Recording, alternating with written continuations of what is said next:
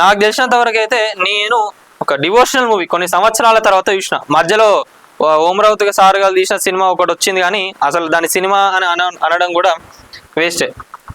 అది ఎంత నెగిటివ్ అయిందో కూడా తెలుసు. ఇదంతా కొన్ని సంవత్సరాల తర్వాత మనకు ఒక డివోషనల్ మూవీ మనకి వచ్చింది అన్నప్పుడు జనరల్గా ఎవరు చూస్తారండి? మనకు సంబంధించిన సినిమాలు వచ్చినప్పుడు మామూలుగా మన హిందువులే చూస్తారు. దాంట్లో హిందువులే మేము సినిమా చూడం, మేము మోహన్ బాబు గారి సినిమా ఎట్లా చూస్తాం, వాళ్ళు అట్లా ఇట్లా అని చెప్పి మాట్లాడుతున్నారు. వాళ్ళదంతా పక్కకు పెట్టండి మీరు. అదంతా పక్కకు పెడితే సినిమా ఎలా ఉంది, దాంట్లో కంటెంట్ ఎలా ఉంది, అది పిల్లలకి ఎలా యూజ్ అవుతుంది, మళ్ళీ వీళ్ళకి ఏమైనా బాధలు వచ్చినప్పుడు పొద్దునే లేవగానే ఇక శ్రీకాళహస్తి టెంపుల్ గురించి మాట్లాడతారు. ఆడ పోవాలి, రాహుకేతు పూజ చేసుకోవాలి, ఒక అట్లయింది మాకు ఇట్లయింది అని చెప్పి అయ్యగారును అడుగుతారు. మరి దానికి సంబంధించి ఒక సినిమా వచ్చినప్పుడు భక్త కన్నప్ప గారి గురించి అక్కడ చెప్తున్నప్పుడు వెళ్ళి తెలుసుకోవాలి కదా.